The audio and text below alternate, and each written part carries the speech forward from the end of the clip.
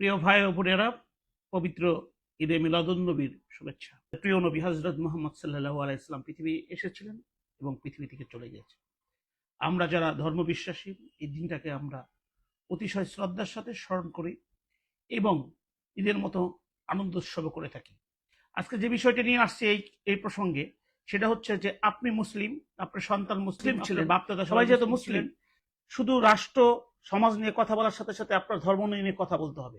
কোনো ধর্ম অপব্যাখ্যাকারী যদি আমার এই পবিত্র ধর্মকে অপব্যাখ্যা করে মানুষের কাছে উপস্থাপন করে, সেখান থেকে সঠিক কথা বলা এবং সেটাকে থেকে ফিরিয়ে নিয়ে আসা কিন্তু একজন মুসলমানের সন্তান হিসেবে আপনার দায়িত্ব। আমি সেই দায়িত্ব নিয়ে কথা বলছি।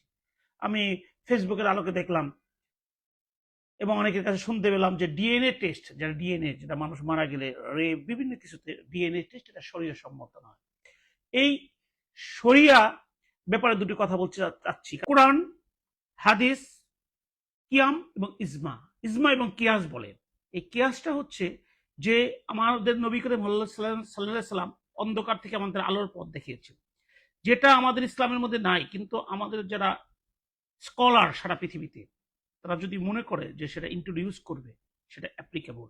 এখন আপনি এসি ব্যবহার করছেন, আপনি হেলিকপ্টারে চড়ছেন, আপনি লিফটে চড়ছেন, আপনি মোবাইল ব্যবহার করছেন, আপনার মোবাইলের ইউটিউবের মাধ্যমে আপনি সারা পৃথিবীতে নিজে আপনার প্রচার করছেন, সবাইকে সংগঠিত করছেন।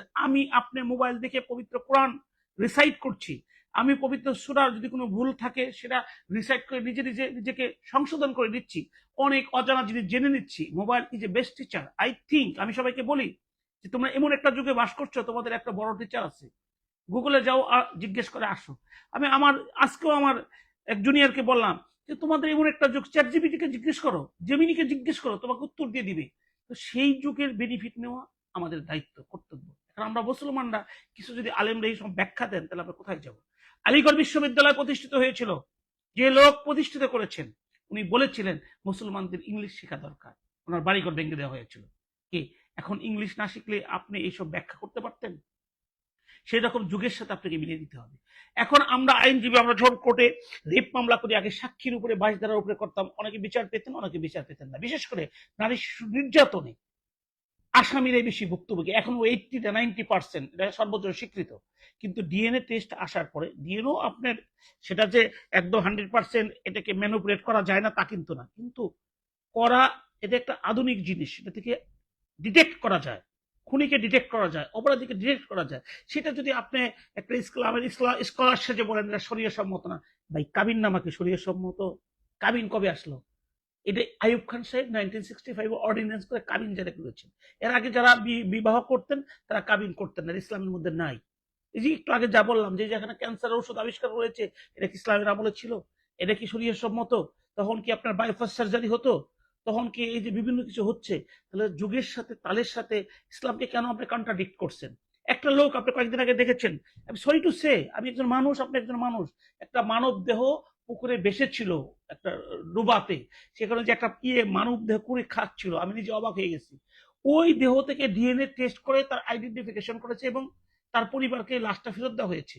অনেকে আমরা বিভিন্ন দেশ বিদেশে থাকি, মারা যাই, আমাদের পরিবাররা অ্যাটলিস্ট জানতে চায় আমি নিশ্চিত বেঁচে আছি কিনা। ডিএনএ টেস্টের মাধ্যমে সেটাকে আইডেন্টিফাই করা যায়। এখন আমাদের হুজুররা যদি বলেন ডিএনএ টেস্ট শরীয় সম্মত না, আর আমরা যদি বিশ্বাসীরা এটাকে ডিপেন্ড করে এই বৈজ্ঞানিক যুগে এই বর্তমান যুগে সমস্ত সুবিধা ব্যবহার করলাম, কিন্তু যেটা আমার বিপক্ষে যায় সেটা আমি বললাম না, এটা শরীয় সম্মত নয়, এটা অ্যাপ্লিকেবল করা যাবে না।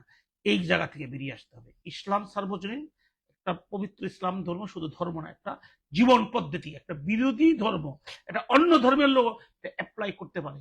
সেই কারণে আমি আবার আপনাদেরকে বলছি, আমি মুসলমানের সন্তান, দৃঢ়তার সাথে বলছি, এটা আমার অধিকার, আমার ধর্ম। কেউ যদি অপপ্রচার করে, কেউ যদি ভুল ব্যাখ্যা দেয়, তাকে প্রতিরোধ করা। সকলে ভালো থাকবেন। আসসালামু আলাইকুম।